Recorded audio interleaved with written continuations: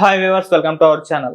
MIM party దాదాపు 10 సంవత్సరాలుగా BRS పార్టీతో మాత్రమే ఉంది. సో ఈ రెండు సార్లు చూసుకుంటే బీఆర్ఎస్ పార్టీకి మద్దతు కూడా తెలిపింది. అయితే ఇప్పుడు కాంగ్రెస్ ప్రభుత్వం అధికారంలోకి రావడంతో రేవంత్ రెడ్డి గారు ఎంఐఎం పార్టీ లీడర్స్ తోటి, ఎమ్మెల్యేల తోటి మీటింగ్ ఏర్పాటు చేసుకున్నారు. దీంతో ఏమైందంటే ఎంఐఎం పార్టీ కాంగ్రెస్ పార్టీతో కలిసిపోతుందా అన్న ఒక వార్త వెలుగులోకి వచ్చింది. మరి దీంట్లో వాస్తవం ఎంత ఉంది అన్న అంశం మీద డిస్కస్ చేయడానికి ప్రజెంట్ మనతో పాటు సీనియర్ జర్నలిస్ట్ జయదేవ్ గారు ఉన్నారు. వారిని అడిగి తెలుసుకుందాం. సార్ నమస్కారం.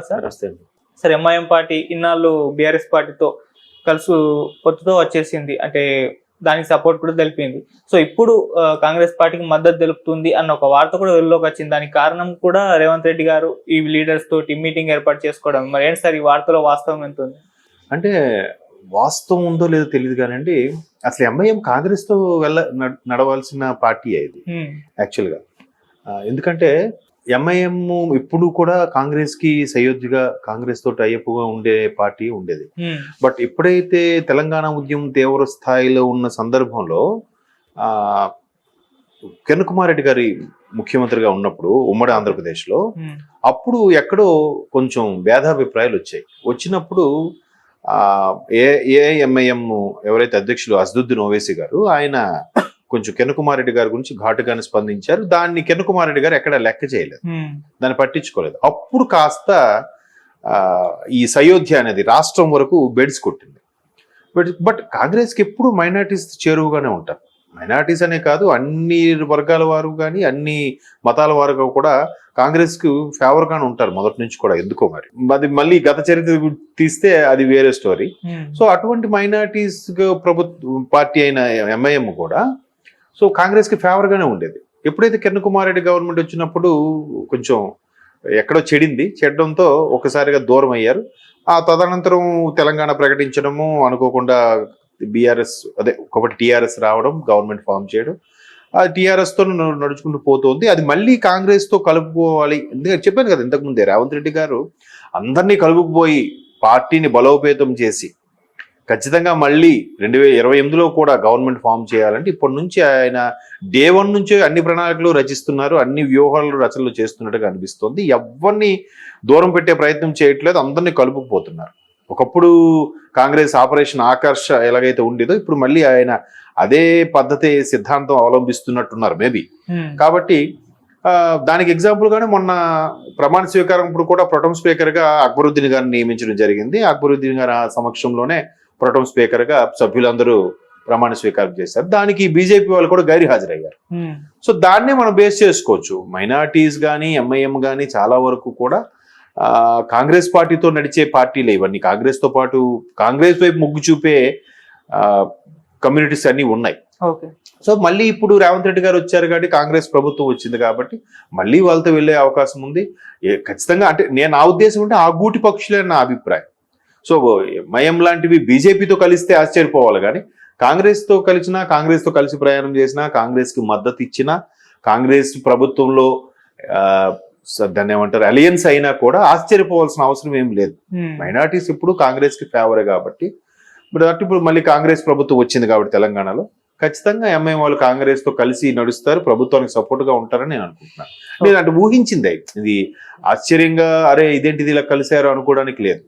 మొదటి నుంచి చెప్పేది అదేగా, మైనారిటీస్ ఎప్పుడు కాంగ్రెస్ కి దూరం కాలేదు, కాంగ్రెస్ కి ఫేవర్ గానే ఉంటారు. సో ఎంఐఎం కూడా మొదటి నుంచి కూడా కాంగ్రెస్ తోనే నడిచింది, కాంగ్రెస్ కి సపోర్ట్ గా ఉంది, కాంగ్రెస్ అలయన్స్ లోనే ఉంది కాబట్టి. సో ఇప్పుడు రేవంత్ రెడ్డి గారు చెప్తున్నారు కదా, ప్రతిదీ దూకుడు పెంచారు కాబట్టి అందరినీ కలుపుపోతున్నారు. ప్రభుత్వానికి అవసరమైన అన్ని వ్యక్తుల్ని, అందరి సలహాలని, సూచనలు కూడా ఫాలో అవుతూనే ప్రభుత్వాన్ని, ఇక్కడ పార్టీని పటిష్టం చేసే ఆలోచనలో ఉన్నట్టుగా మనకు అనిపిస్తుంది. సార్ బీజేపీ ఎప్పటి నుంచో కూడా ఎంఐఎం పార్టీ మీద చేసే విమర్శ కూడా ఇది, ఎంఐఎం పార్టీ ఏ పార్టీ అధికారంలో ఉంటే ఆ పార్టీతో కలిసిపోతుంది అని చెప్పేసి ఎప్పటి నుంచి కూడా విమర్శ చేస్తున్నారు. సో ఇప్పుడు దానికి ఎగ్జాంపుల్ అది కూడా వాస్తవమేగా. ఇప్పుడు కాంగ్రెస్ తో చెడింది కిరణ్ కుమార్ రెడ్డి గారి హయాంలో ఉన్నప్పుడు, ఉమ్మడి ఆంధ్రప్రదేశ్ ఉన్నప్పుడు. ఆ తర్వాత వాళ్ళు బీఆర్ఎస్ కు సపోర్ట్ గా ఉన్నారు. బీఆర్ఎస్ కు సపోర్ట్ గా ఉన్నా కూడా మధ్య మధ్యలో అసెంబ్లీ సమావేశాల్లో చాలా సందర్భాల్లో అక్బరుద్దీన్ గారు ఘాటు వ్యాఖ్యలు చేశారు. దానికి కౌంటర్ గా కేటీఆర్ గారు కూడా చాలా సందర్భాల్లో చెప్పినా కూడా బీఆర్ఎస్ కూడా ఎంఐఎం వరకు, ఓల్డ్ సిటీ వరకు ఎక్కడ ఇప్పుడు మంచి పోటీ ఇద్దాము, మంచి క్యాండిడేట్ ని పెట్టి పోటీ గెలిపించుకుందామని ప్రయత్నించిన దాఖలాలు అయితే ఎక్కడ లేవు. బీజేపీ చాలా సందర్భాల్లో ప్రయత్నించింది కానీ కాంగ్రెస్ బీఆర్ఎస్ కు ఎప్పుడు కూడా ఎంఐఎం ఆ పర్టికులర్ 7 స్థానాలు ఏవైతే ఉన్నాయో వాటి దగ్గర ఎప్పుడు సీరియస్ గా తీసుకొని అక్కడ ఖచ్చితంగా ఈ సీట్లు మనం గెలవాలి అని ఎప్పుడైనా ట్రై చేసినట్టుగా మనం చూసిన దాఖలాలు లేవు కదా. బట్ బీజేపీ మాత్రం ట్రై చేస్తుంది. అలా ట్రై చేయబట్టే కదా రాజా సింగ్ లాంటి వ్యక్తులు ఇప్పటికే నిలబడి ఉన్నారు. సో ఇక్కడ కాంగ్రెస్ బీఆర్ఎస్ ఎప్పుడు ప్రయత్నించలేదంటే ఖచ్చితంగా కలిసే ఉంటాయి.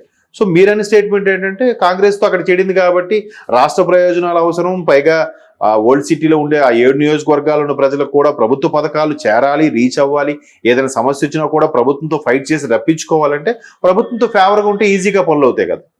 సో ఆబ్వియస్లీ ఎంఐఎం బీఆర్ఎస్ తో ఫేవర్ గా ఉంది, కాంగ్రెస్ తో ఇప్పుడు ఫేవర్ గా ఉంది, గతంలో కూడా ఉంది, ఇప్పుడు మళ్ళీ కాంగ్రెస్ తో ఫేవర్ గా ఉంటుంది. బట్ నేను ఇంతకుముందు చెప్పింది కూడా అదే, బీజేపీతో ఎంఐఎం కలిసిందంటే ఆశ్చర్యపోవాలి కానీ బీఆర్ఎస్ తోని కాంగ్రెస్ తో అలయన్స్ అయిందంటే ఆశ్చర్యపోవాల్సిన అవసరమే లేదు. ఒకవేళ బయట నుంచి మద్దతు ఇచ్చినా కూడా ఈ 2 పార్టీలకు ఇస్తే వచ్చు, కానీ బీజేపీకి బయట నుండి కూడా ఇప్పుడు మద్దతు ఇవ్వదు ఎంఐఎం. ఇప్పుడు ఆ 2 కలవని రైలు పట్టాలి, ఆ 2 బీజేపీ ఎంఐఎం. సో బీజేపీ వాళ్ళు జనరల్ గా వీళ్ళు విమర్శిస్తూనే ఉంటారు, ఎందుకు బీజేపీ వాళ్ళు ఓల్డ్ సీట్లు బాగా వేయాలి, ఆ 7 స్థానాల్లో కూడా కనీసం 2 స్థానాల్లో గెలిపించుకోవాలనే ప్రయత్నం ఎప్పుడు చేస్తూనే ఉంటారు. సో బీజేపీకి ఎంఐఎంకి ఎప్పుడు ఆహ్లాదకరమైన పోటీ ఉంటుంది. మిగతా అయితే మాత్రం లైట్ తీసుకుంటా, ఆ 7 స్థానాల్లో వాళ్ళకి వదిలేద్దాం అనే ఉద్దేశంతోనే ఉంటాయి ఎప్పుడు కూడా. సో ఎప్పుడు ఫిక్స్ అది ఒక లోక్సభ స్థానం, 7 అసెంబ్లీ నియోజకవర్గాలు ఎంఐఎంకి. అది మనం 100 రూపీస్ స్టాంప్ రాసి ఇచ్చేసినట్టే ఉంటుంది ఎప్పుడు కూడా. ఎలక్షన్స్ కూడా కౌంటింగ్, అదే ఆ ఓటర్ల తీర్పు కూడా అలాగే ఉంటుంది, మీరు అబ్జర్వ్ చేయండి. అంటే నాకు తెలిసినంత వరకు ఎప్పుడు 7 స్థానాలు, ఇది లోక్సభ స్థానం ఫిక్స్. అది అది ఏదో గవర్నమెంట్ జాబ్ లాగా అట్లా నడుస్తా ఉంటది. అవును సార్. ఇంతకు ముందు పొన్నం ప్రభాకర్ రెడ్డి గారు అనుకుంటాను, పొన్నం ప్రభాకర్ గారు బీజేపీ, ఎంఐఎం అండ్ బీఆర్ఎస్ 3 కలిపి కాంగ్రెస్ ప్రభుత్వాన్ని గద్దెదించడానికి ప్రయత్నిస్తున్నాయి, అధికారంలోకి రాబోతున్నాయని చెప్పేసి ఒక స్టేట్మెంట్ ఇచ్చారు. సో దీన్ని ఏ విధంగా చూడొచ్చు?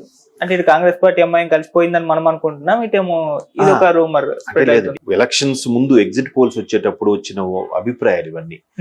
ఎగ్జిట్ పోల్స్ మాక్సిమం 10లో 8 వరకు కాంగ్రెస్ వస్తాయని చెప్పాయి, బట్ ఒక 2 బీఆర్ఎస్ వచ్చే ఛాన్సెస్ ఉన్నాయని. బట్ 8 చెప్పినట్టుగానే 80% వరకు ఉన్నాయి, రైట్ అయ్యింది. బట్ 70 వరకు ఉన్నాయి మ్యాక్సిమం ఎగ్జిట్ పోల్స్, 64 వరకు వచ్చాయి. బట్ ఆ మ్యాజిక్ ఫిగర్ కి 4 ఎక్కువ కదా. ఇక్కడ చూస్తే 39 ప్రధాన ప్రతిపక్షం కూడా తక్కువేం కాదు, 1/3 మెజార్టీతో ఉన్న ప్రధాన ప్రతిపక్షం. ఎంఐఎం 7, సో ఇవి ఒక 39, 7 అంటే 46. అక్కడ మ్యాజిక్ ఫిగర్ కి ఇంకా 14 అవసరం కదా. సో బీజేపీవి ఒక 8 ఎన్ని ఉన్నాయి, అయినా కూడా అవ్వట్లేదు, మ్యాజిక్ ఫిగర్ రీచ్ అవ్వట్లేదు. కాబట్టి ఒక స్టెప్ బ్యాక్ అయ్యారేమో నాకు డౌట్ అయితే నాలాంటి వాళ్ళకి ఉంది. అంటే నాలాంటి సామాన్యులకి ఆ డౌట్ అయితే ఉంది. ఒకవేళ ఇదే కాంగ్రెస్ కానీ 50-55 వచ్చుంటే ఇన్ కేసు, అప్పుడు ఖచ్చితంగా బీఆర్ఎస్ కొన్ని ప్లాన్ చేసేదేమో ఎంఐఎం తోని బీజేపీతో కలుపుకుంటూ పోయి. ఇప్పుడు అక్కడ కారణం ఇక్కడ ఎలా అయిపోయిందంటే వీళ్ళందరికీ ప్రధాన ప్రత్యర్థి కాంగ్రెస్ అయిపోయింది మొన్న ఎలక్షన్స్ లో. సో ఇప్పుడు రేవంత్ రెడ్డి గారు వ్యూహం ఎలా ఉందంటే ప్రతి ఒక్కరిని కూడా కలుపుకుపోవాలి. మీరు అంటున్నారే ఏదైతే పొన్నం ప్రభాకర్ గారు ఒక స్టేట్మెంట్ ఇచ్చారో, ఆ స్టేట్మెంట్ కి ఏమాత్రం ఆస్కారం ఉండకుండా ఉండేందుకు ముందుగానే పావులు కదుపుతున్నట్టుగా అనిపిస్తుంది మనకి, మీరు అబ్జర్వ్ చేస్తే. సో ఖచ్చితంగా రేవంత్ రెడ్డి గారు అందరూ కలుపుకుపోతే ఎంఐఎం లాంటి పార్టీలు ఇలా ఉన్నప్పుడు ఖచ్చితంగా ఫేవర్ గానే ఉంటారు. ఫేవర్ గా ఉంటే అప్పుడు మళ్ళీ ఇంకోళ్ళు వెనక నుంచి గొయ్యి తవ్వే అవకాశం ఉండదుగా, వాళ్ళకి ప్రభుత్వానికి ఇచ్చే ఛాన్సెస్ అయితే లేవు కదా. కాబట్టి ఆ స్టేట్మెంట్ ఇవ్వడం కూడా ఇస్తే ముందు జాగ్రత్త పడే అవకాశాలు కూడా ఉంటాయి. ఆ ఛాన్స్ అయితే రేవంత్ రెడ్డి గారు ఎవరికి ఇవ్వరని నేను అనుకుంటున్నాను, అందుకే అందరినీ కలుపుకుపోతున్నారు.